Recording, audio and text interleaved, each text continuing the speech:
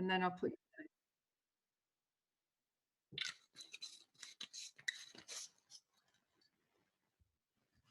We're live now, guys. We are indeed. Excellent. Cam, you should be a seasoned pro in this because I know you do a few webinars. But for John and I, some of this is new territory, so you'll have to forgive some of our technical ignorance. Oh, it's absolutely fine. I've faced so many issues with recorded webinars over this pandemic. I mean, so it's of all the issues you could be facing, it's not too bad. It's not too bad. My issues are more logistical. There's a very real danger. I'll have children running in, with Nintendo Switches in their hand, etc., irate over something or another. That's the reason why I'm hiding in my loft. That's why I'm kind of heading away here.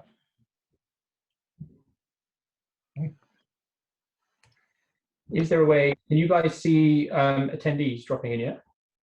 Yeah, I think we've got 26. I mean, not counting us, I guess. There's about 20, 23, 24 or so currently on.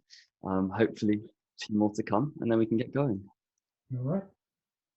Oh. Hi, everyone.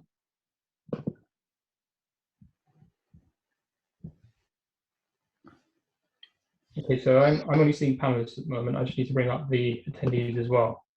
Mm-hmm. How are you feeling? John? Good. I'm feeling good. I'm about to move house, which isn't the easiest thing to do during a lockdown, but another reason I'm hiding out in the loft. Sorry? I'm just looking through the messages there. We've got a message from Tipperwan from UK Study Club. So good evening to you. And Benedict as well. Okay. Guys, for my benefit, those of you who are watching, it'd be really helpful if you could just drop a message to say hello, so in the way some of you are doing, so I can see that you're here, because Cam and John are benefiting from looking at the attendees list, and I'm not. So, hi, Helena, I see that. Hello, hello. I don't know if she's here yet. You guys can tell me, but I do need to give a special thanks to Valentina, because Valentina has really been telling a lot of people about this. So Valentina, Cam, for your info, is our colleague out in Russia and the Stans. So she's done a great job of bringing people here. So hopefully we won't disappoint you, Valentina, and all of Valentina's guests.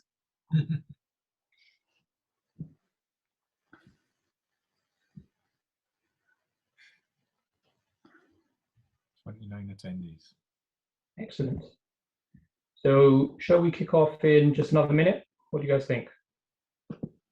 Yep, give it one more minute and then I'm happy to go for it.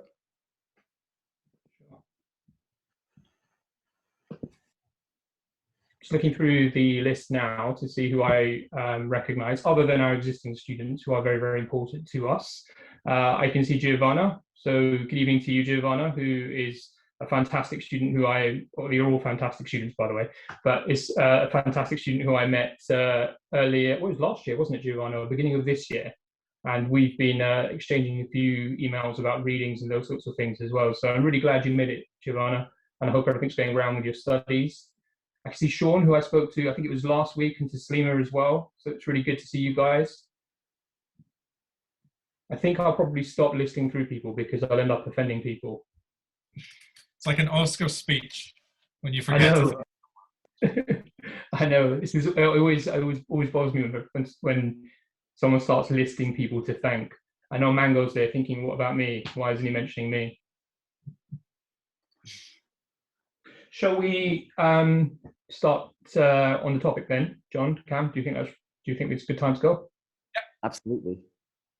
All right. Rachel will not forgive me if I don't remind everybody that this session is being recorded. So it's really important for everybody who's joined us this evening to know that it's being recorded. It's a slightly scary thought for John and I, because we're employed by the college and we have to be very, very careful with what we say. And it is the evening after a long day, so we'll be careful. But before we start just going into introductions and setting out exactly what this is going to be about, this is going to be fairly relaxed and fairly informal. We don't have a huge plan on where we're going with this, so some of it could be quite organic. But if there are questions which you guys have, please feel free to drop them into the chat. And if there are questions which have been submitted, which we can't answer tonight, we promise you we'll get back to you one-to-one and have a chat with you then as well. So hopefully that will work out. So John, do you want to maybe start by introducing yourself? I'll give you that honor. Thank you very much, Joab. I can see that there's already questions being answered in the chat at the moment, which is great. So it's good to see that that system is working. So yeah, my name is John Branny. I'm assistant principal for teaching and learning at DLD College. I've got a varied background, but very academic. I studied at both Warwick and Exeter.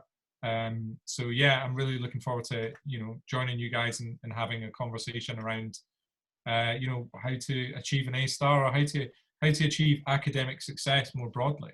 Yeah, really looking forward to it. I will follow on from John and say I'm the assistant principal for staff development and partnerships. Sometimes the students ask me, what do you do? Because I think my job role isn't particularly obvious to students, and John will probably understand what I mean by that. But I'm just going to say I do quite a lot. I'm very, very busy. And sometimes I don't know exactly where I should stop working and what I should be saying no to. So if there's anything that you need help with, I'm on hand. So Kam, it would be difficult for us to do justice to your introduction because you're the most qualified one here, I would say, certainly in terms of academic rankings. So can we ask you to introduce yourself and tell everybody who you are and actually why you're sitting here and why we've invited you here? Yes, of course. So first of all, thank you guys so much for having me. My name is Kam Taj, and I'm a performance coach, speaker. And my background is that I studied engineering at Cambridge University. Had a bit of a up and down journey through my academic process. I went from failing A-level mocks to getting the A stars I needed for my offer. And then in Cambridge, I got the lowest grade in my entire college in my first year course before going and getting a first class in my third year and then getting my master's. After that, I went and worked in the city as a management consultant. But somewhere amidst that entire journey, I realized that for me, the field of performance psychology and of coaching and of mentoring was really calling me. And since then, I think this was about 4.5 years ago or so, I left that job. I published a book called The Ultimate Guide to Exam Success, and I created a course called Exam Success Academy to help students achieve their ideal grades with a minimal amount of stress. And that is why I hope that there's a small thing or two I can contribute to this discussion on how to get an A star. I've been working with the LD now, I think, for the last year and a half or so, not employed by them, but just coming in because they've been so gracious to have me. I hope that all the work we're doing is helping their students and that they're finding it useful. And from my side, I just hope to answer as many questions as I have, add as much value as I can. And that is my introduction. Thank you guys for having me. Cheers, Kam. I think it's probably worth everybody knowing for your amusement. John and I haven't really agreed who's chairing this, so it's all going to be a bit of a mess in terms of overlapping things as well. So that should be there for your entertainment. But I will start by taking credit for discovering Kam. He's been great, and I think he's not being he's been very, very humble in terms of talking about the contribution and the way he's helped our students. But I'm taking full responsibility, full credit for discovering you and bringing you into the college. John has then since that's a very that's not the nicest way of putting it, but booked in Kam to speak to our year 13 in particular. So if any of you are in year 13, I know 1 or 2 of you are there, you should be recognizing Kam as that guy who spoke to you during your PT sessions. And so this is an extension of that. And as you have all signed up for, is about how to get an A star. However, we do really want to put a caveat on that A star. John, do you know what I'm referring to here? So yeah, we spoke very broadly about academic success. So not just about a grade in an A level, but a grade in a GCSE. Even looking at success in higher education as well. It's very, very broad. We could be talking about IFP. We could be talking about BTEC qualifications. We could be talking about lifelong learning essentially. It's really very broadly what makes up what makes you successful. What makes you an academic success? What do you need to do in order to achieve that? That's really the focus. Yeah. So I guess what I'm thinking on that is and Cam, you can correct me where I'm wrong, is actually getting an A star it's a formula, frankly. It's a calculation. It means that you have got a higher percentage in the marks scored across your exam papers than other people. Okay, so that isn't particularly interesting, and there's not really much that would fill up a webinar and saying to you it's this percent for this subject. Really, what I think is interesting for you guys as students, as people who advise students, is what it requires to get to that level. Cam, am I on the right lines there? Absolutely, yeah. I mean, everyone wants an A star, but not everyone gets one. And there are so many different reasons for that, from the belief and the doubts we have about, you know, yeah, I really want one, but I'm not quite sure I can. So what's the point in trying and seeing my effort being wasted? Through to, you know, putting in the work and then not getting the grade and feeling that, well, that proves it. I'm not good enough. Being afraid that our best isn't good enough is such a terrifying thing. And so it's really vital to start creating that growth mindset around learning, where we believe that even if our best isn't good enough today, it can become better every day with a small bit of consistent work. And yes, it's important to learn the strategies, the best ways to revise, the best ways to manage our time, but never lose that love of learning. You know, I met a lot of people in my journey who lost that, and it is tough to see. I would really say we've got to detach the two, you know, our exam grades and our love for learning from one another if we can. Use your love of learning to bolster your interest in the subject, and then learn the formulaic method for applying it to your exam performance. But don't let any pressure that maybe come with exams affect your love for learning and your love for subjects. Absolutely. And we had a question from Diana, who I think is in Kazakhstan, actually, about getting into a top university, which is pretty much in line with what we're talking about here. So Diana, I think if I can pick that one up, and I think what's really important to emphasize is top university, and some of you have heard me say this before, really it's not scientific. What's a top university for some subjects and for some people will vary. So in other words, generally speaking, we talk about, Russell Group, we talk about Oxford, Cambridge, Imperial, LSE, et cetera, UCL as being top universities. And they are, of course they are. But what a top 10 university is, what a top 10 university is, will change every single year and will change according to the source that you look at. So it's really important to understand that a top university isn't as scientific and isn't as simple as people think. That said, of course, we're very committed to getting people to top universities, and there are a number that could be selected. But John, I know you're quite passionate about understanding which particular specialist institutions serve subjects which aren't necessarily as obvious and traditional as others. Yeah, so I think that art is probably the example that comes to mind here. So when you talk about universities, I mean, people will obviously go to some of the institutions that you mentioned. You know, your Oxford, Cambridge, LSE, Imperial, etc. You know, and like you say, they're phenomenal universities with great reputations. But if you're studying art, they may not necessarily be the first on your list. You may be looking at places like Chelsea. You may be looking at places like Central. You know, so Central St Martin's. So yeah, I mean, it's all relative to the subject, to the discipline that you're studying. I mean, I teach media production, so you know, a lot of my students wouldn't be looking at Oxford and Cambridge as destinations. They'd be looking at they'd be looking at universities that are perhaps more modern because their facilities are better catered to that type of course. So yeah, I think it's important to recognise that when we talk about, you know, destinations and progression, that they're going to be different from subject to subject, and it's going to really be about what experiences you want as well. So, you know, we spoke with the university guys earlier this year. You know, the advice we offer at DLE, I think, is exceptional in progression.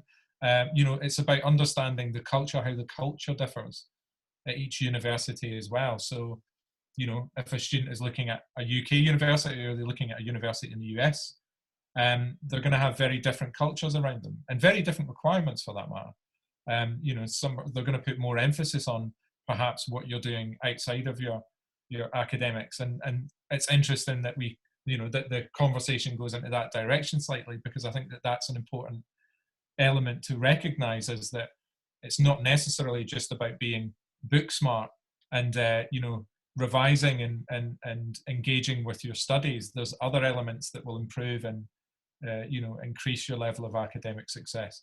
And I'm just going to throw that in there, just that little just to stimulate perhaps some additional conversation and address some of the additional questions that we've had.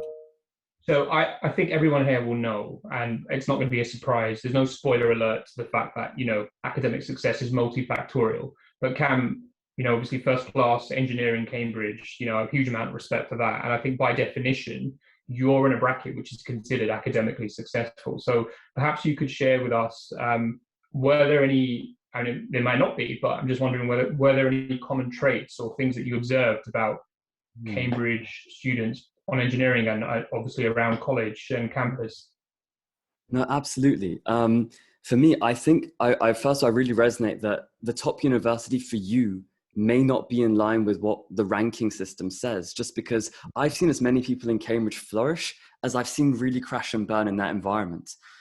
It's a very challenging environment, and that's not to say it's better for certain people. I've seen incredibly intelligent, hardworking people who are succeeding in so many different ways now, from running their own businesses to excelling in many different professions, who actually left Cambridge University during their time there because it just wasn't the right place for them. It didn't nurture them in the way that they needed to be nurtured. So I think it's really important to realize that, first of all. From my side of things, I got really interested in what made the best Cambridge students tick. Because the truth was that there were so many students who could get the academic grade, but they were just stressed all the time. They were going into libraries at 8 a.m. and coming out at midnight, exhausted. And I thought to myself that I did not want to be that person. Surely there must be a better way. Because the truth was there were some of these students, I remember one in my year who was a medic, who used to work until insane hours. He got a 2-1. The same as someone who was doing, half the amount of work he was doing, even a quarter perhaps. It's not just about the hours you're putting in. And for me, what happened in my third year that allowed me to kind of step up from that low level that I was at in my first year, and in my second year where I really tried my best, but I was doing it the way others were doing it. I was stressed, I was anxious, I was just trying to do more hours instead of thinking about the quality of those hours. The things that I noticed that the top students who were also relaxed, enjoying their process, enjoying their social lives, enjoying their sports, enjoying their activities, the things they all had in common were what eventually I kind of boiled down to these 8 principles.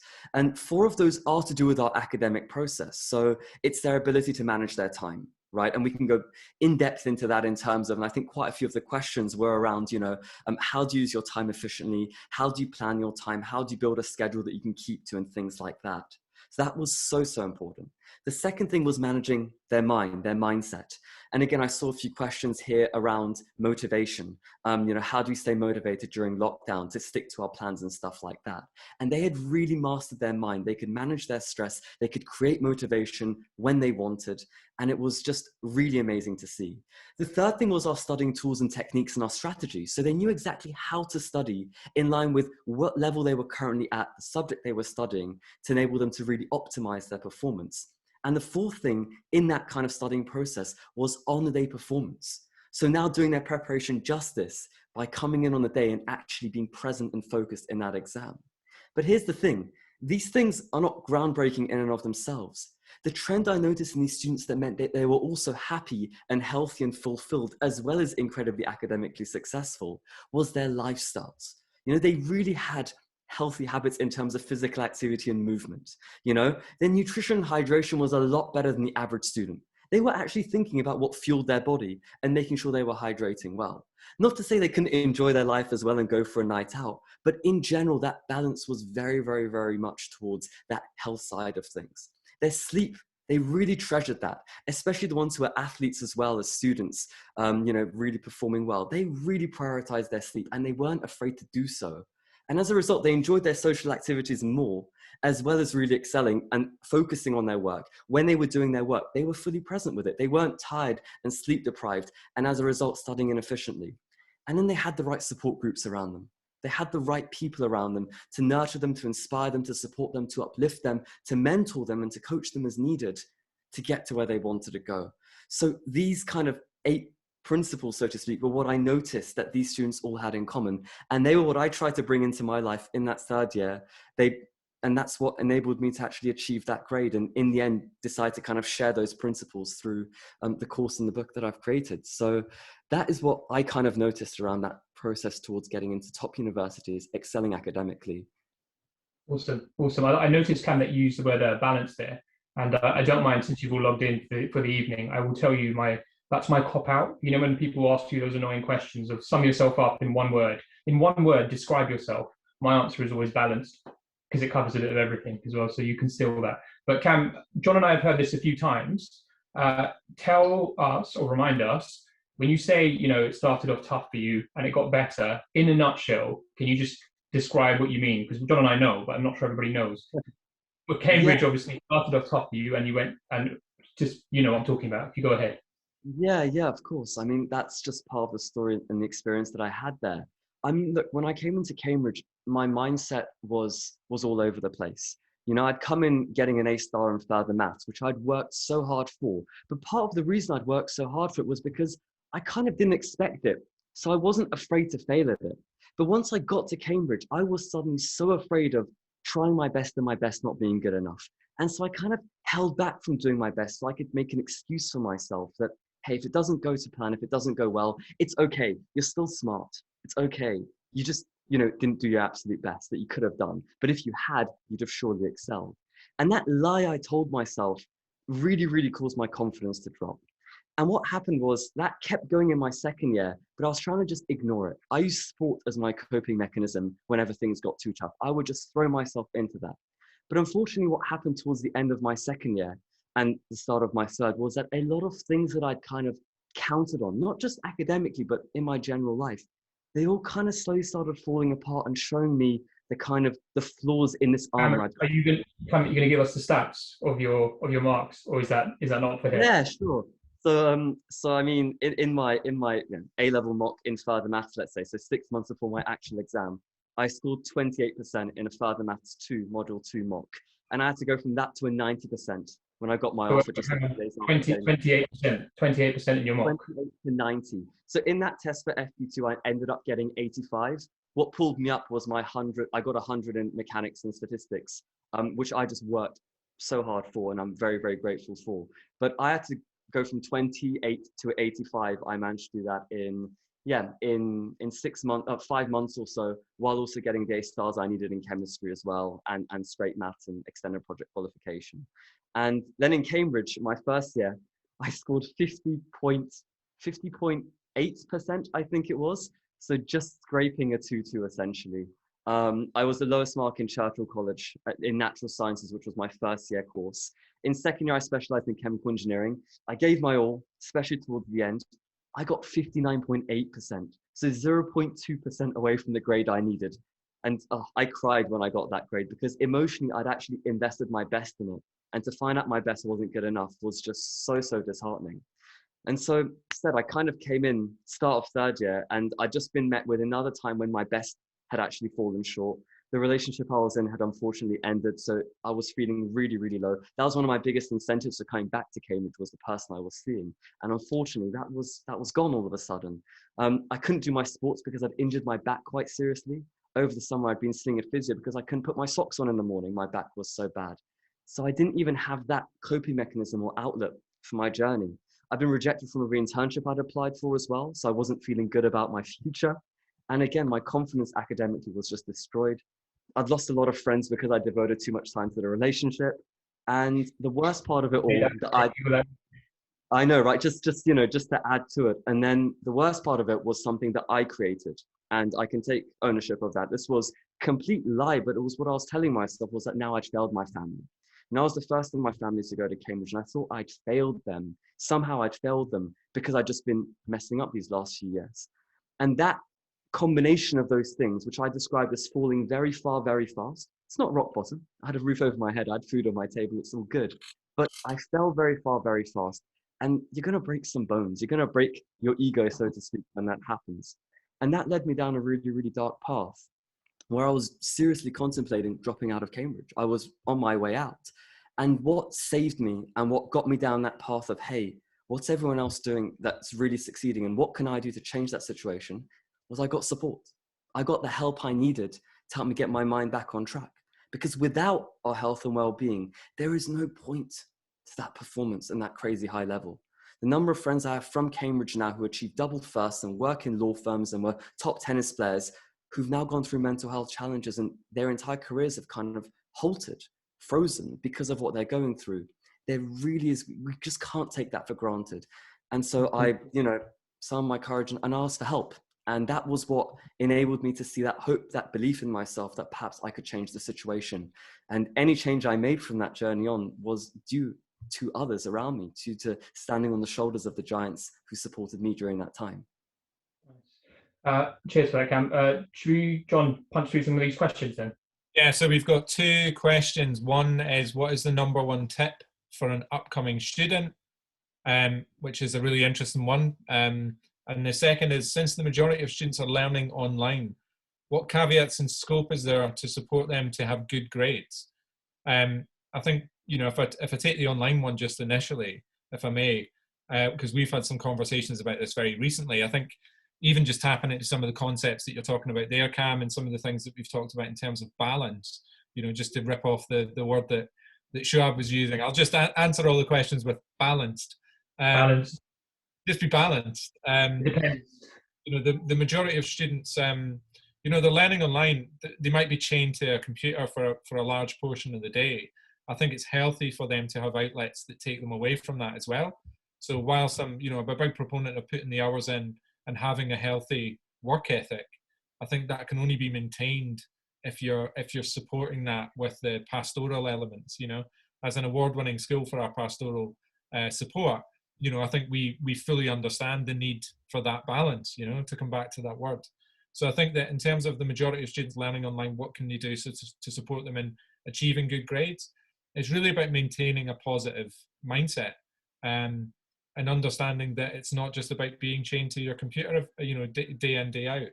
I'm gonna hand over to you guys now to take what is the #1 tip for an upcoming student, or to add a little bit more about online learning, because I think they're 2 really important questions to raise. So thank you to those of you that have asked. So Cam, on the #1 tip, I said balance, but you've probably got more to say on that than I have. Oh gosh, one tip is so hard. I think the tip has to be around mindset. Like, it just has to be around, look, you're reaching a stage in your life now where you're making decisions, in the sense of, up till this point, it's easy to have just gone through things by, a teacher set me homework, I'm just going to get through it, I'm going to get it done so I don't get punished. The motivation has been, I don't get punished, I don't disappoint my parents, I don't do this. It's to avoid a kind of negative consequence. And this is one of those amazing opportunities. That one tip is to say, hey, what do I actually want from this experience? What do I actually want from this? What do I want to build in myself? The thing is with even online learning and stuff like that, one of the best opportunities for students now is, like, take your time in your control. Yes, there are these hours of the day where you have lessons, but that time around it, be deliberate with it. Think about what it is that you actually want in that time. And one of the biggest things that I genuinely feel is so helpful to students is, guys, if you're ever making plans, plan the things you love as well as the things you feel you have to do. Plan the things you love. Make that balance a part of your schedule. I would always plan, the first thing in my plan was playing tennis and playing basketball. Like, that was the first thing that goes in my planner after schools. There's 2 sports that I competed at because I love those. They gave me such joy. Then what else? When I'm having dinner with my family and watching TV afterwards, of course, it's got to be time for YouTube, for Netflix, for FIFA, whatever it is. Make time for the things you love, because then you can show your brain, okay, we're doing the things we love. Now let's also honor the things that we're doing for our future. In the present moment, we want to enjoy our life. In the future, we want to build those foundations for our future self. So how can we bridge that gap, and in each day have that balance, to rip that word off, between living in the present, enjoying your time doing these things that you love doing, while also making time to do those actions that are going to deliberately take you closer to the person you want to become. So even just thinking about that on a broader level than just, all right, I've got to put my feet in the footprints left for me. Let's go to school, do my 6th form, get my grades, go to university, get a job. Start being a bit more deliberate with our lives and our decisions that we're making. So that, for me, is one of my biggest tips that I share to any student. I love that you said that. And one of the things I love about what you said there is, it's, to be honest with you, it's just relatable. And I don't mean to patronize in any way, Cam, but I just think it's realistic. And because you've come through university, you're talking about that YouTube time, you're talking about that Netflix time. If we sit here now and tell you guys, look, stop watching Netflix, stop watching YouTube, That's just not healthy. That's not what we expect. Realistically speaking, it's not what we want. So one of the things we've talked about before, previously to this particular webinar, is, and I have to be honest, I never hugely, not usually, never is a wrong word, but usually I'm not very sympathetic when students come to me and say, I didn't have time. And the reason I'm not particularly sympathetic to that is, we looked this up, didn't we? The average amount of time that a teenager spends on social media is, I think it was something like 4.4 hours a day. So 4.4 hours a day is ridiculous, guys. I'm sorry. And this is, Kam, you were saying this is probably pre-TikTok, right? Yeah, this is probably pre-TikTok. And it's not just that it's bad, like, okay, cool, an hour and a half even, you know? But what happens with social media, if you reflect on it as a student, you get diminishing returns. At the start of it, yeah, you enjoy it, it feels good, it's a little distraction, it feels good to see what your friends are up to, whatever it is, watch a couple of funny videos, we all do that. But what you'll notice around the 45-minute mark, the hour mark, is it's almost like you're not getting as much joy from every minute you're spending on it. And now you're just doing it because to stop doing it means you got to do something that in your mind is unpleasant, it's uncomfortable. So if you can be honest with yourself and just go, if it's 4.4 hours a day, how much of that time am I actually enjoying using this? You know, you can find time. You can absolutely make time for other things. This reminds me of, it's not a colleague I've worked with, but we knew of an examiner because one of my colleagues worked for an exam board in a previous school. And she told us that the chief examiner, I hope none of you are working in exam boards, he was the kind of person who would publicly tell everybody that he went to bed at 8:30 every night. And I couldn't get over that. I just thought that's weird. Who goes to bed at 8:30 every night, right? So that's kind of what you're dealing with, guys, in terms of getting A stars. Know that some of the examiners, some of the people who are marking your papers, go to bed at 8:30 every night. So I'm not sure if that's reassuring. I'm not even sure how that's relevant, but I thought I'd share it with you. I do think it's important to acknowledge, I do think it's important to acknowledge that discipline is a part of this. For sure. That you can, it isn't just, I'm going to eat well, I'm going to eat healthy, and I'm going to go to my classes. A lot of the conversations I have with students is, turning up to a class is the minimum. Being participatory in your class is an addition to that. The work that you do outside of your classes is an addition to that. And they're all important. So I do get the point about, I totally agree and appreciate the points that we're making about being balanced, but I think it's also really important just to acknowledge that there isn't a work ethic that's associated with success, with doing well, that needs to be acknowledged. We have another question as well, which is, what tips and advice would you give for truly absorbing and understanding content? And myself and Shoaib, thanks to Shoaib, in many ways, we were fortunate enough to work with Dr. Andrea Grieve this year as a school, from Cambridge, from the University of Cambridge, and on memory and learning. John, before you continue, I have to admit you're stretching it by saying we worked with her. No, sorry. Yeah. We attended a training session. Sorry, we weren't working directly with her. We did have conversations about that during a lunch, which was really nice. But no, sorry. We worked with her. We collaborated with her. Yeah, I didn't mean to mislead, but yeah. No, we attended a training session, and I think that that was really enlightening as a teacher, because you spend a lot of your time thinking about cognition and thinking about memory, and it was really nice to just know, be a little more informed about how the memory functions, and I think we've talked a little bit about this, a little bit about what our tips were to achieve success, and some of it have been about routine and giving yourself that pat on the back and all the kind of positive mindset elements that we've acknowledged already. But there are kind of practical things. For me, it was about, we talk about chunking as a strategy, as a teaching strategy, as a revision strategy. So kind of breaking work up into manageable chunks that your brain can absorb more easily. A great example is how we remember phone numbers.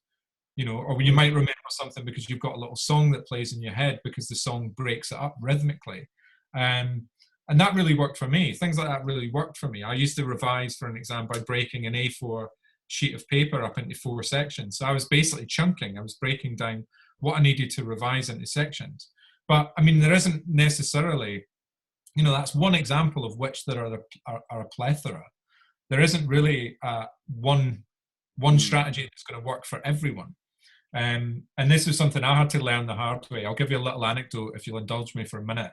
I've got a very large family. I've got 4 brothers, and one of my older brothers used to revise. He's a biomedical scientist. He's Dr. Peter Branny. So I'm giving him a shout out. So hello, Peter. And he would revise for sciences by almost remembering little stories. So he would, he would go on a journey on a bus, and he would name the people that he was sitting next to. The bus driver would be named after a theorist that he'd need to remember. And he'd really have this kind of complex way of remembering something. And I looked at him and thought, this guy's really doing well academically, really succeeding.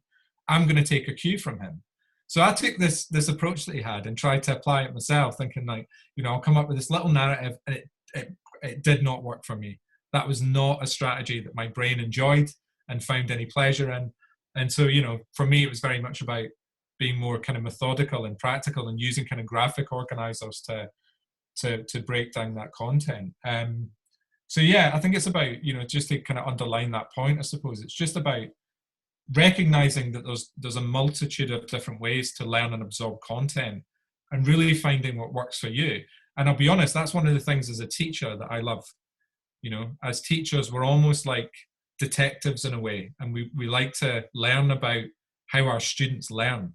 So the role of a really successful teacher is kind of figuring out what makes you tick, what gives you juice, what kind of enthuses you about a subject, but also what techniques are going to work for you in learning, absorbing that information. So yeah, I mean, a little bit is about who you work with and how much exposure you have to different methods of learning and revising. And another element of it is about just experimenting with that. And if it doesn't work, move on, If there's so many students that I meet that keep trying the same things over and over again, and Einstein said that was a route to madness, and I do expecting a different result, doing the same thing, expecting I'm now going to get an A star because I've done it even more. It doesn't quite work like that. You have to find the thing that really works for you. So I mean, we could probably wax lyrical about learning techniques and methodologies all for the whole evening, and I'm quite happy to provide more information on that if someone wants that. That reminds me, John, of a tip which I often give to students is because I teach an essay-based subject, or essay-based subjects, is try and record the essay and play it to yourself. And I can tell whenever I say that to students, they make a faces, and that's a bit cringe. I don't want to do that. Well, I want to listen to myself. But my advice is always, you don't have to play it to anybody else. It's just for you. If it doesn't work, scrap it. But if it works for you, it's just for you. I don't want to see it. I don't want to listen to it. To be honest with you, I don't have the time to listen to you reading essays to me, but try it. I think that's really, really useful. Kam, you're going to say something? Yeah, I wanted to add something actually really along that line. So one of the ways that it's actually come out through different studies and stuff that helps us learn is essentially encoding knowledge in different ways using our different senses. So we're very much moving away from that old school kind of learning styles mentality, like, oh, I learn only with my visual, or I'm much better at learning through feel. It's very much about encompassing that. So something exactly like Schwab just said around, listening to yourself as you're doing it. My method was very, very much, I'd often make notes on a double page spread. One would be kind of written down, bit of highlighting and stuff to get the visual sense going. But my next slide would be very diagrammatic and chunked. It'd be things in a much more visual way that I would do. Now I'd be using my kind of tactile sense. I'd be writing this by hand. So I was really engaging with that. And my revision process was very much then when I reviewed it, which by the way is the most important part in a way, because what we don't review doesn't get stuck in there. You can have the best emotional association that you create or story you create, but if you don't review it, it doesn't stay there. So it's so important to build that review. And in my review was when I'd read that aloud to myself while on a scrap sheet of paper, just making a couple of scribbles of words. So engaging that sense of that writing of that word, maybe a little diagram to represent it, but I was reading it aloud as well. So bring in those different senses. I learned the periodic table for a competition when I was, I think, like maybe around 15. And I did that through stories, like through exactly that method of just telling a story. But I had to tell myself that story constantly. And if you ask me to recite that periodic table now, I could do tiny parts of it because there are some parts that were really memorable. And I built this strong emotional association. It was very vivid the way I associated with it. But there's other parts I just don't remember. So you've got to review it. If you don't use it, you lose it. So whatever methods you use, just don't be afraid to experiment and iterate. but also stick with it just a long enough period. Give it a few weeks, give it 3 weeks or so to see and test it out, because otherwise you risk trying something the first time. It's uncomfortable, it's different, it doesn't work. You let go, you scrap it, you move on. We want to stick with it for a little bit more if you have the luxury of that time to do so. And it can be really good to experiment. And I suggest if you are going to do that as students, let your teachers know that you are, so that they know as well, perhaps, what to expect with that. They can ask you about it, ask you to reflect on it as well, see what's working, what isn't. That can be a way to really exponentially improve your learning rate, because now you're getting feedback and you're reflecting on your performance, which is another huge part of learning. But yeah, these are some thoughts on that. Not to mention sleep, we could go into as well for ages, and how important sleep is to learning, but we can put that on the shelf for now. Kam, you mentioned chemistry, and I was just looking through the list there, and I can see a few other people have joined who I haven't had a chance to say hello to. So hello, Yuki, to you as well. But when you said periodic table, I thought of two people, but specifically someone who I spoke to, I think a week and a half ago, Taslima, who wants to study chemical engineering at Imperial College. And she sent us a question before the webinar asking, if you allow me to summarize, Taslima, forgive me if I've got this wrong, but the question was really about putting together a revision timetable. How do you then, as a student, stick to it? And I think that's quite a common problem I've seen amongst young people as well, where they put together these really elaborate timetables, which is awesome, and I think it's exactly what we want people to do. But what advice would you have for Taslima and others to stick to that revision timetable? Yeah, oh, that's such a great question. I mean, I talk about this, I think this is just one of the things that we've always got to kind of ask ourselves about. For me, when it comes to sticking to timetables, so much of it is about our relationship with planning. For so many students, what happens is they try and cram so much into an overambitious, unrealistic plan. And then when they don't fulfill that, because it's just too much work, not enough play, overestimating, your capacity, your ability, underestimating how long the task is going to take, it doesn't go to plan, and then they become disheartened. The plan didn't work. I'm a failure. I'm terrible at planning, and they just scrap the entire idea. What I say is that planning is like, again, it's experimentation. It's constant iteration. And for me, what got me planning was, first of all, it was the thought that I can always do the things I love in a day. So I said, always planning the things you love as well. But it was also just that huge idea of like, it's okay for me to deviate from this plan. It's okay, because that's feedback that I can then use to inform my next plan. Planning is a process of iteration. It is a learning journey. You plan for a few days, you completely fall short, but that doesn't mean that you can't plan ever again or you failed at planning. Take that information, account for it in a new plan. We make sure to add that extra 30 minutes to finish that task in the future. We leave an hour free in general a few days a week as slack or buffer time to make up for anything that we might have fallen behind on. Because there's always going to be things that you can't control. But what will happen eventually with planning is you'll learn to feel like you can adapt your plan more. For me, plans were constantly evolving. I'd review mine twice a day. Once when I got back from school to just check what needed to be done and add the homework I got to other days when I could do them. And then again at the end of the day to fill out what I'd done and see what I didn't do, which now needed to be moved around. My golden rule for plans was, as long as I'm doing more with my plan than if I didn't have one at all, I'm happy. That's my benchmark. Not being perfect with my plan and how much I could have achieved in this day if I stuck to it, but did I do more with it than if I didn't have it at all? If that's the case, I'm on the right track. And then with time and practice and reflection, building a positive emotional association with the tasks that you're doing, so you feel good and you reward yourself afterwards for having done that, you become more incentivized to keep to that plan. The plans also become more realistic, and you feel great for having that structure in your time, and it just becomes just that little bit more easy to keep to it. Awesome. Can we throw out a controversial one? And John, I know you'll have an opinion on this as well because of what you teach. But it's something which I found myself not necessarily debating, but observing debates amongst teachers as well. And the question really is about music and how music supports revision and studying. So I've heard all kinds of different opinions about this, including things like, contrary to popular opinion, that metal makes you happy, and metal music. Look, you look surprised, Kam. So what are your thoughts, Kam, on listening to music while revising and studying? My thoughts. So here's the thing. There's a difference in revising and studying in this context. For me, music was so powerful. And in terms of your performance, like, if you're going to your exam, listen to whatever genre it is that gets you feeling focused, ready to perform. Studying itself, there have been a few studies that have shown that silence is more effective than having music in the background for revision. But revision is very, very different to doing things that are a bit more monotonous, perhaps. For me, honestly, like the number of times I put on headphones to just zone out for a little bit and I could actually focus on my work because it blocked out external distractions meant that the payoff was actually quite high. This isn't for revision. This is just for general kind of studying or doing coursework or something like that. And to this, my dad listens to techno music when he works. Like Techno music. Gets him pumped. He's writing macros all day on Excel and it just gets him pumped and fired to do it. For me, it's about ambient instrumental music when I work. You know, I like having ambient instrumental music. I like having nature sounds, things like that. I find that quite calming and quite focusing. But when it comes to revision itself, the only voice I want to hear is the sound of my own as I'm reviewing it. Because it's almost like if there's music, especially music with lyrics in the background, it's like there being a conversation in the background that you first of all know the words to, which is distracting. But even then, part of your mental bandwidth is being focused on that. It's not fully focused on the content you're preparing for. So I'm a huge fan of using music to get you to study or even get you to start revising. So for the first 2 minutes of a task where it's very easy to talk ourselves out of it, put on a song that pumps you up to just start the task. Because at that point, nothing's going in anyway, the first 2 to 3 minutes of a task.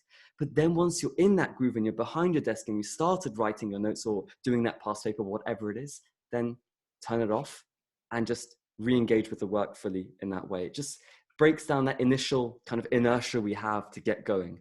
So there's so many different ways we can use music, experiment with it and figure it out. Because honestly, the study came out that said metal makes you perform better. I wouldn't think it's completely untrue. It just depends on who they were talking about, because I'm sure there are some students for whom it helps them to stay focused and not distracted. Perhaps, I don't know. There's a great coaching question, which is what's on your radio?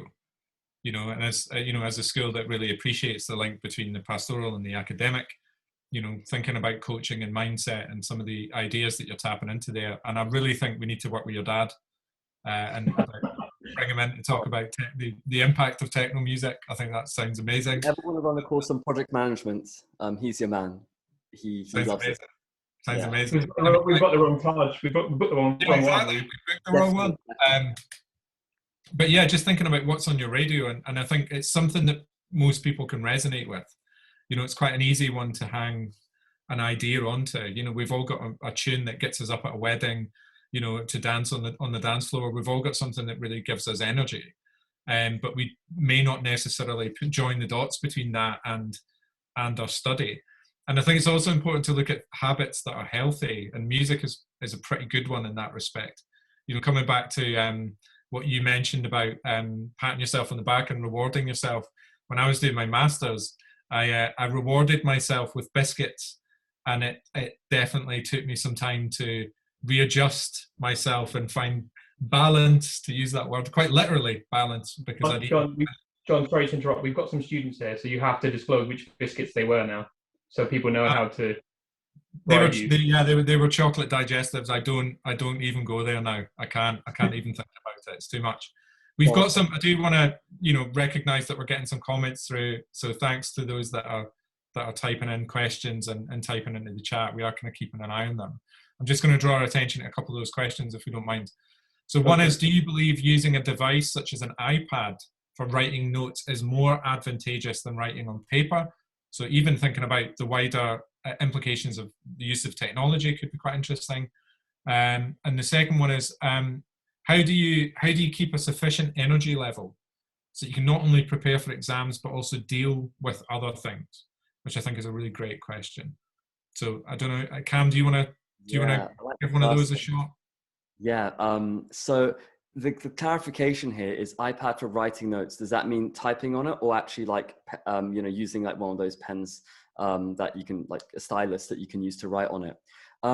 I can tell you that, first of all, whatever you're doing that works, you keep doing it, right? In the sense of, if you were to just not do notes on paper, if you had to do them, all right, cool, using an Apple Pencil, amazing. So this is really interesting. There was a study that actually showed that students who do handwritten notes compared to typed notes are actually more able to remember tasks, you know, remember things that they've covered. And the reason for that is because essentially what happens is, and I'm going to use some scientific jargon here, but what happens is when you're writing words by hand or using an Apple Pencil, it's the fact that you're using that cursive script or the way that you handwrite that your brain is processing. It's called a sensoromotor connection that forms between your movement of your wrist and what your brain is recognizing as this pattern. When we're typing, every key feels the same, so we're not getting that same motor feedback associating with it. The other thing is it takes longer to write by hand than it does perhaps to type. So because of the time aspect of it, we're more likely to engage with that content. I would say with the iPad using a stylus, there hasn't been any specific studies done just yet on whether the tactile feedback we get from something on paper versus doing it on the screen is going to come back negatively. I would say because you're still making the handwriting shapes with it, it should be fine, as long as you're not getting distracted by other stuff on your iPad in that process. In my third year in Cambridge, I specialized in manufacturing engineering. That was my third and fourth year course. And they actually gave us iPads. At the start of that year, they gave us iPads to use in lectures to make notes on. And at the time, the technology was still quite early into it. It was a great experience, and I really enjoyed having my notes in that very condensed place.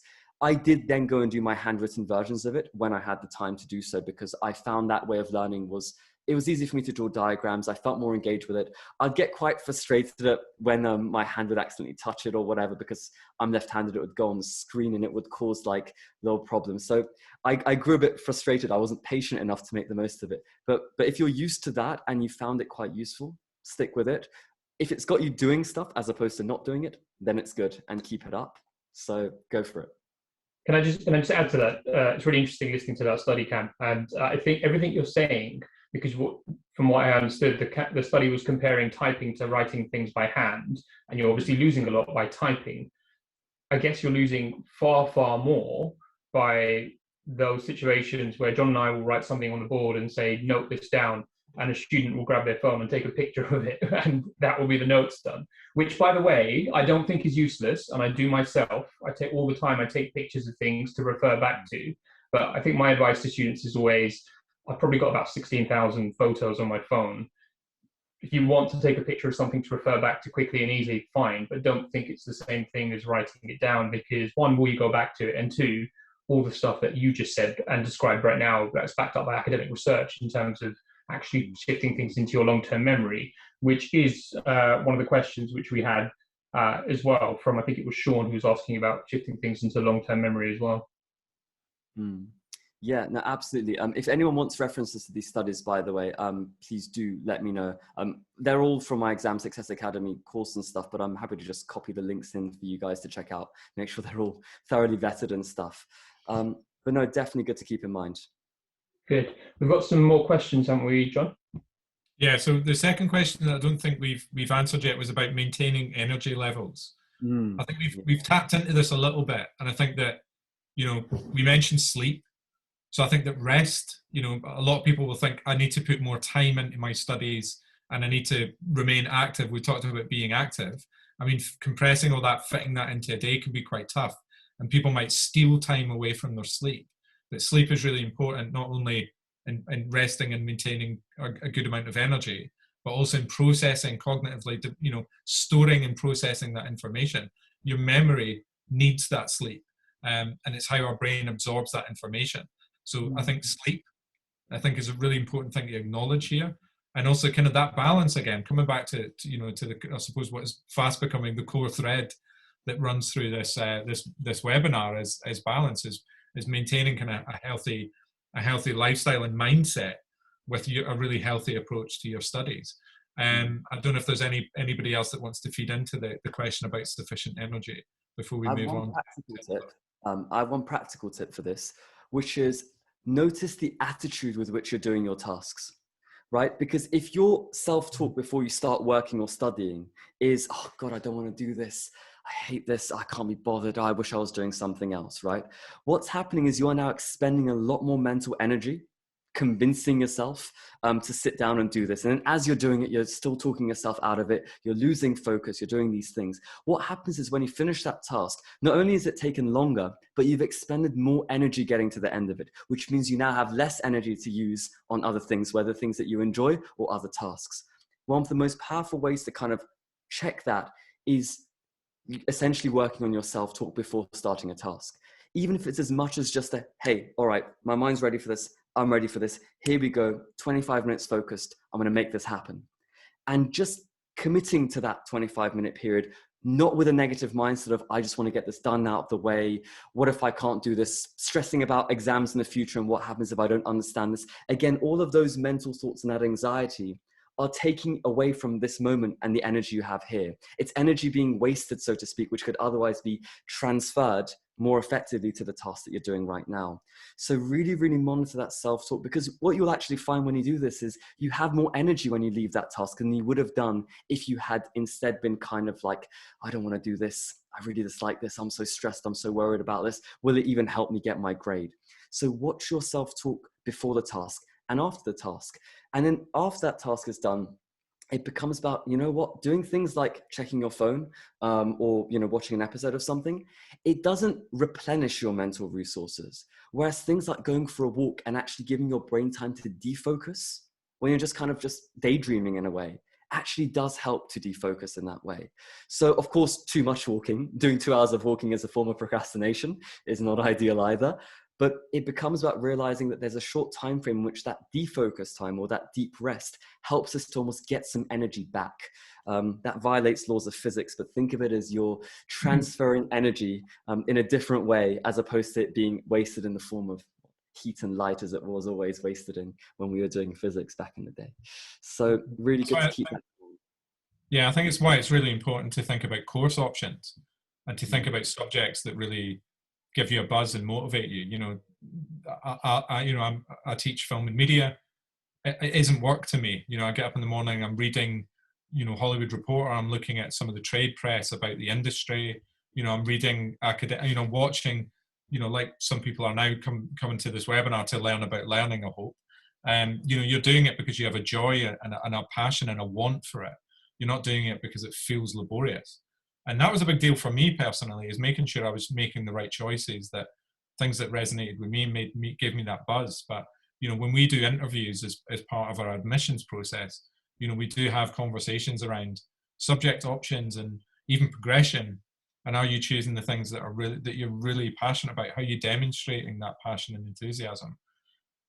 So yeah, I think that's probably a good time for me to mention the fact that on the matter of interviews, and just reiterate the idea of, if you are thinking about obviously studying with us in Central London, part of Central London, by all means get in touch and ask us questions.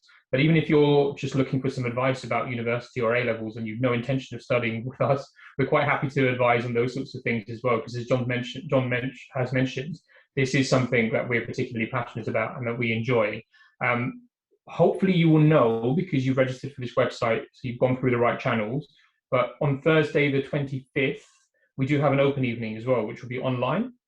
So a date for your diary is Thursday, the 25th of February, which is an open evening. And you'll get a chance to listen to more subject specialists across the college talking about various tips for those subjects as well. But if I might draw on some of the questions that we've had prior to the webinar, submitted prior to the webinar. Question from Tatiana. So I don't know if Tatiana is still there. And the reason I can't tell is because a lot of our friends from Russia have their names in Russian, and unfortunately I can't read that. I wish I could. But Tatiana asks Kam, and probably the best for you to answer this one, what is the best age to start preparing for Oxbridge? Oof, that's a good question. I would say that honestly, like if that's something that you want on your radar, look, your GCSE grades matter, you know. This is assuming you're going down traditional GCSE and then A-level or IB or something else. Your GCSE grades matter, especially for Oxford, still for Cambridge. You know, nowadays, Oxford, honestly, if you're getting less than 7, 8, 9 level 9s, it's not just 8s, 9s, like you want that level, Oxford may not even consider you for an interview unless you come from a certain background where you had disadvantages in terms of your socioeconomic status or learning. With Cambridge, they're a bit more lenient. They give you more interviews, but because they interview more, they make, first of all, harder offers, and they give far fewer students offers as well, compared in that way. So with Cambridge, again, you still need at least, again, you're looking at 5 9s in the subjects that are in line with what you want to study at least. Ideally more than that. And, you know, ideally all 8s and 9s if you can, of course. A 7 and a 6 thrown in there will be okay as long as they're not relevant to the subjects you're doing. But with that in mind, it makes sense that the answer to that is in the build up to your GCSEs, because if you don't get those grades, it just makes that battle a lot tougher. Might require some retakes, might require, you know, really good recommendations from teachers, might require you to do your A-levels first, essentially, and then apply after having got your grades, which are would ideally be A stars, because they do look at that in a certain way of, well, we're not sure if the student has a track record for success. I would also recommend, you know, for example, in my case, I did well in my GCSEs. I got A stars through and through. They would have been mainly 8s in a new system, not necessarily 9s. But what that meant was that Cambridge was open for me to apply to, like with those grades I had. And even though I didn't know what subject I wanted to go for just yet, it meant that the door was open. The foundations were set so that when I then was okay, I'm kind of interested in engineering. It meant I could get the interview and then leave it up to them as to whether they were going to make me an offer or not. Now, of course, what I'm doing now is nothing to do with what I studied. So it's not necessarily that you need to know what you want to do for the rest of your life. Your course is not linked to that. My dad did physics. He's now doing, you know, project management and server management and computers. My mum also studied physics. She's a yoga teacher. So it's not necessarily to do with that. But if you do want to go to somewhere like Oxbridge, it really does help to have a passion for your course so that you start also doing external research, reading books, attending talks or seminars and stuff related to that subject in the summer when you've done your GCSEs. And don't leave your personal statement to year 13. Start making it at least in the summer and start thinking of what would form it even in year 12, like early days. So once you decide on your subject. So those are my thoughts on that. Kam, We did have a question. Sorry. So we did have a question. Before we go to that, John, can we just, because you and I have heard Kam say this already, but you've got some specific advice about the dangers and pitfalls of scrutinizing admission statistics and being too strategic with that. It's probably worth you sharing that.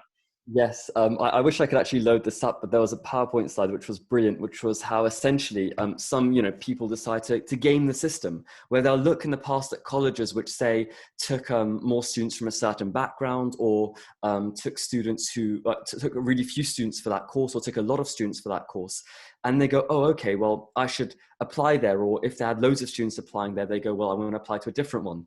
And you can see the next year statistics, everyone's had the same idea. So ultimately, they have so many systems in place to be able to separate a good candidate from one who may not succeed or flourish there in the way that they think they would. They also have the pooling system, which means that even if you're a good candidate, they think, well, they might find a space in another college. That can also be kind of utilized as well. So I would say don't go via statistics of that kind of subject. When I applied, my metric for it was really simple. Like, I wasn't even sure of applying to Cambridge. I went to the college. So that's the big piece of advice. Go there, see it for yourself, see how it feels, feel the vibe for yourself in a post-pandemic world, ideally, or a post-vaccine world. And for me, it was just that college. I liked the grass. I liked that the rooms inside were modern. I like the fact that I like the grass. I like that I could walk on the grass, unlike many other colleges. They had a basketball court, a tennis court, and a gym. And I thought, I'm home. If I'm ever going to come here, this is going to be it. I didn't think about how many engineers they took. It turned out a lot of engineers applied to that college. I didn't really think about that in my process. I just went in and tried to do the best I could, and it ended up being rewarded. So don't overly scrutinize those admission statistics and stuff if you can. Awesome. I think, John, did you say there was another question that popped up today? Let me have a look at it now. I think it was from Nicole. Nicole, go ahead, John, you ask. Well, there was one from, and I think in the chat, that I think flows quite nicely on from what we're talking about those kind of top universities. So we have one student who's being pressured by their parents to choose top universities despite grades not being there. It's been a task to tell them that she needs to choose the university that resonates with her and suitable for the subjects he intends to use. How do you support the student without disappointing the parents who believe are keeping up with the Joneses, is the phrase that's used. You could obviously just show them this webinar, and there's quite a lot of information contained therein about, different universities and what is a good university to start with. And I think looking at the entry requirements, which are fairly transparent, and looking at that against achievement, it also depends on where they are in terms of their learning journey. Because I think if they do have the opportunity to improve their grades, that is something that you could look at quite openly. But also, if the as Kam's recognised, just to kind of underline that point in relation to this question. If they haven't got the GCSE requirements, that's something that the university is going to see and going to take note of, and that's made harm in application. So I do think it's important to encourage that realism in approach, and just facilitating a kind of open dialogue around progression and what gives that individual enthusiasm. For me, I went through this very same thing. I was going to do English and history, and then I pivoted and did media instead. The thing that really worked for me was having my dad, actually, more specifically than my parents, it was my dad, sit down and be almost a third party whilst I sat and had a conversation with someone from within a department that I wanted to join. So I sat down and spoke to Dr. Jill Jameson, who ended up supervising my dissertation. And that was a really formative conversation for me. My dad could see that. He could see the difference in my body language, the difference in my level of enthusiasm when I was engaging with a subject that I was clearly much more passionate about. I love English and history. I probably could have got through university absolutely fine, but that wasn't what I was waking up for. That wasn't what gave me that enthusiasm. So that's just something from my own, an anecdote from my own experience as to something that I think was particularly useful. Sorry, sorry, Shab, I think the other question was from Nicole. So it was about my day in Cambridge. I thought, well, look, in the interest of time, I'm super happy to get in touch with her directly, or if she messages me. So I gave her my email details and stuff. I'm just going to put them in chat if anyone else has questions, because very good of you. I think we need to be conscious of time, because we've just been going on, and as John said, we've been very passionate about what we still talk about. But I think if we do just very quickly dovetail that question a little bit, because Nicole's still here, I can see in the participant list. And maybe if you talk about your routine, and I know that you're big on sports as well, so maybe in, say, a minute or so, if you could just maybe tell us about your day and the link to sport. Of course. So for me, I guess, look, there is no typical day at Cambridge or any other university. Your lecture timetable is set, and that's kind of a given. But around that, how you use your time is so different. What I will be happy to share with you more so is the part I could control, which was essentially when I was study leave, right? So when I didn't have those lectures and stuff, how I would manage my time. Because I think that's quite helpful, because that applies to your weekends, it can apply to your half-term breaks, it can apply to anything like that. So for me, my schedule was very, very much like the most important times of the day for me are before sleeping and when you wake up. If you get those two parts of your day right, it makes such a difference to your life. Look, we're realistic as well, right? The chances are you're not going to go to sleep at 10 p.m., right? And that's fine. I think when I was at Cambridge, like with exams coming up, I was sleeping between midnight and maybe 1. So, it's fine, That's on days when I could afford to wake up, and after I made sure I had 8 hours of sleep. If I had lectures early in the morning, 9 a.m. lectures, I've got to get up at 8. I really did do my best majority of days to try and get 8 hours, because otherwise you burn out really, really quickly. So for me, my pre-sleep routine was really set. So I would make sure I do my prayers, my affirmations, things that just get me in a peaceful state to go and rest. And in the morning, I had a motivational routine, music I'd listen to get me pumped up, excited for the day, stretching routine, meditation, things like that.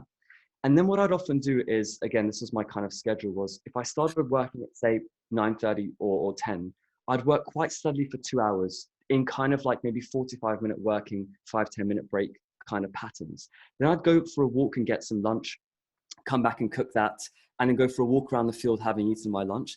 Then it'd be roughly around maybe 1:30, 2 p.m. I'd then do again another productive 3-hour or so session from 2 till 5. At that point, I would feel my concentration start to wane. That's when I'd go and do some sport. And for me, I played tennis at Cambridge University. I competed at basketball as well. And so for me, sports was such an integral part of my journey. Even when I had my back injury, I mentioned, I was doing my rehabilitation exercises then. It was such an important way for me to just detach from things. But the most cool thing about it is that people who've been doing sport for a long time, the way you learn to manage your time means that you're actually much more able to handle when different things come up and when you have loads of different commitments. The benefits it gives to your body in terms of releasing dopamine, serotonin, endorphins, and brain-derived neurotrophic factor for mental replenishment. It's so, so positive. In the long term, exercise actually increases the size of your hippocampus, which is your short-term memory store. In the short term, it increases activity in the basal ganglia region of your brain, which is like coordinates thoughts and actions. So it allows you to kind of get this second wind. So when I come back at around 5:45, 6-ish, I'd work again until around 7 or so, when I'd go and then cook my dinner, come back, eat, walk around the field, do another bit of work until around 10 or so, 10:30 maybe. And then I'd go up the field again. I'd meditate on a bench I found there. That was something that was really resonated with me when I was trying to come out of that pattern of the dark mental health times that I experienced. And then I'd listen to the playlists and stuff and do the affirmations and things that would allow me to just feel peaceful and calm and ready to sleep. For me, that was like the optimal routine. And during the times when building up to exams, I actually could keep to that. And that was what made that 3rd and 4th year, which I did it 2 years in a row like that. And it worked out so well compared to my 1st and 2nd year, which were just reactive and all over the place. That was the kind of routine I tried to create. And of course, eating dinner with your friends, when you're eating lunchtime, watching something you enjoy, I try and put all those things in as well. So I made sure that I was getting that time. In the evening, I'd FaceTime my parents maybe, or something like that. So I made sure there was balance as well. It wasn't just one solitary journey. If I went for a walk in town to get some food or something, I'd go with a friend or two. So I really tried to make sure there was that balanced element to it. Balance. There we are again. We could have done this in about 2 minutes, couldn't we? Balance. Okay. John, is there anything else you wanted to throw out there before we maybe perhaps get to wrapping this up? I can probably sympathize with anyone who's listening, thinking that this may seem quite overwhelming, that there's quite a lot of information being and suggestions being made. Listening to Kam's routine, of course I do my affirmations and my stretches every morning. We all have a bench. Yeah, exactly. Everyone's got that spot, right? But some people, there's things I don't do. There's things I would love to do. There's good habits that I think I need to adopt even in my life, but there's things that I've done and things that I've achieved. So I think you have to start somewhere. And I think acknowledge that and praise yourself for making that start. You're not going to do everything at once. You're not going to have the perfect balance overnight. You're going to have to find that, and it's going to take time. So I think it's worth us just acknowledging that. If you're sitting there, if you're a student or you're a parent and you're thinking about, the person that you care for, adopting some of the strategies and some of the ideas that we've covered this evening, do you think about, a good place to start for them? For some people, they might already have some of those really healthy habits in place. Might be the work ethic is there, but the balance and the mindset and the well-being isn't, or vice versa. So I think that don't feel overwhelmed, but just try and think about even just take away one thing from this evening and just try it out and just see what impact that has and just build on that foundation. Because, I think as an educator, I appreciate and recognize that change takes time. If I could teach it takes about 10 hours to read a textbook. If my job was just reading a textbook to a group of students, I would have so much more holidays, but it's not. It's more than that. Education is much more broader than that. And I think, that's something that certainly, at DLD, I think we have recognized and we have created a culture that facilitates that very, very well. So yeah, I just think it's important to recognize that, think about where your journey will start, and don't beat yourself up for not having everything in place overnight. Absolutely. That's something I've got to caveat as well. It didn't start with all those things, right? That was what it built up to through trial and error, through pain, right? Because oftentimes, like, that pain is a catalyst for wanting to change things quicker than you would otherwise do. For me, one of the things I say is, look, like, every action you take can either move you towards the person you want to be or away from them. And it's absolutely fine sometimes to just relax, to indulge, to do the things that you love doing, even if it doesn't move you in that direction, as long as you don't feel guilty about it. As long as you don't feel guilty about it. When you build in that guilt, the problem is that then you associate with that kind of person that you're becoming. You associate with the negative parts of you that you can't change. So remove that part from it. Enjoy it guilt-free, and then choose a different action. And if you're finding yourself in a place where things are really tough, where, and I've been in that position where getting out of bed is in itself feels like the biggest thing, or taking a shower and stuff like that. I watched a movie not too long ago called Frozen 2. you know, very age appropriate movie that I recommend to all parents and kids and everyone. And there's a line in that, which is to do the next right thing. You know, when everything just seems overwhelming and out of place, do the next right thing. And they communicated it far nicer than I do. But hey, some words of wisdom from Frozen 2, if you haven't seen it already. Yeah, Disney. So for the next part of this webinar, the next webinar, Cam's going to do a musical of Frozen and sing to you guys. I'm actually giving a talk at IBM on Friday, and my challenge has been from one of my friends is to include as many Frozen 2 references in it and to see who notices and who doesn't. So that should be quite a fun experience. It makes me wonder what your challenge was for today and which references you've included. Didn't actually have them. No challenge today. Today's we'll challenge. We'll go back and we'll list the Easter eggs. Yeah, there's now a rewatch. There's now a rewatch element to this webinar. Everyone has to go back and rewatch it and count the Frozen 2 references. There is one I'm not telling what it is. No, I'm kidding. There was no challenge for today. Today my challenge was to try and help as many students as I could. That's the challenge. On the subject of movies, I do feel a little bit like the topic is part of the Marvel universe.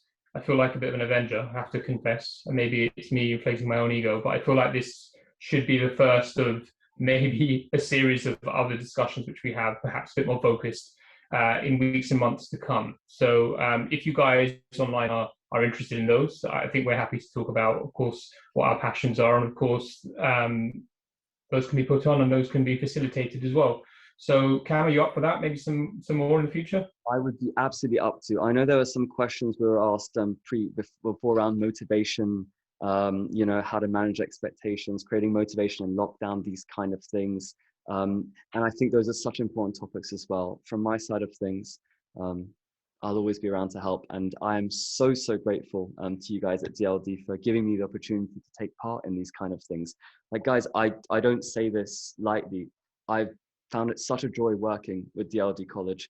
I work with a lot of schools. I can hands down happily say that I love interacting with Shrub and John. They are wonderful. The students there are very grateful as well for what they have. They realize they got something special.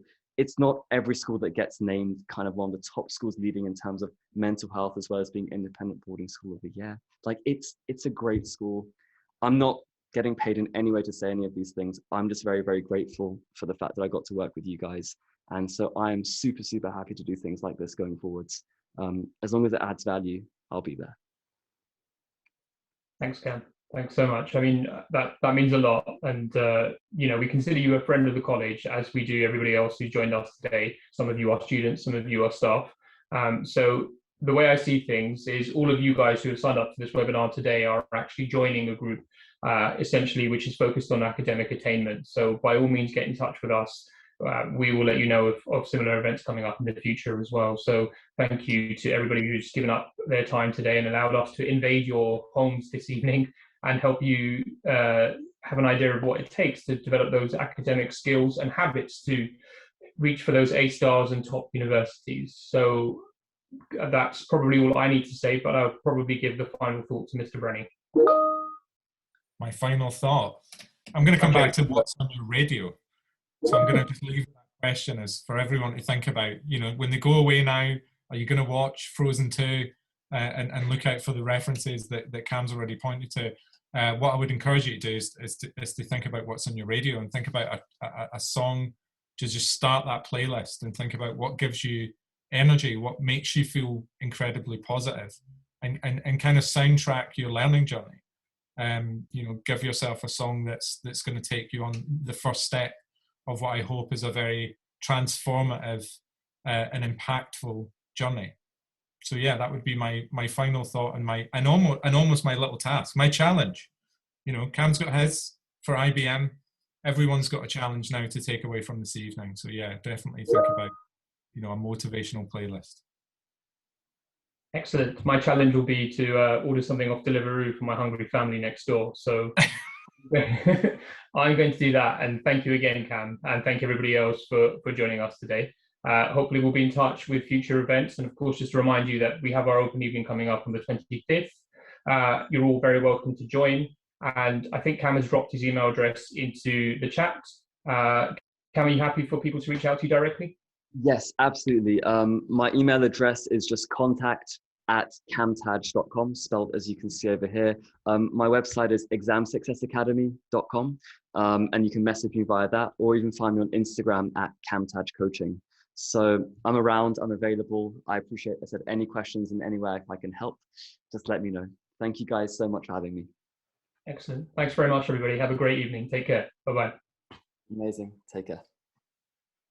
I saw a meme thing to talk about how when people are online, they do these waves as though we're waving off a tanker. I try and stop it, but I can't help myself from saying, thanks very much, goodbye.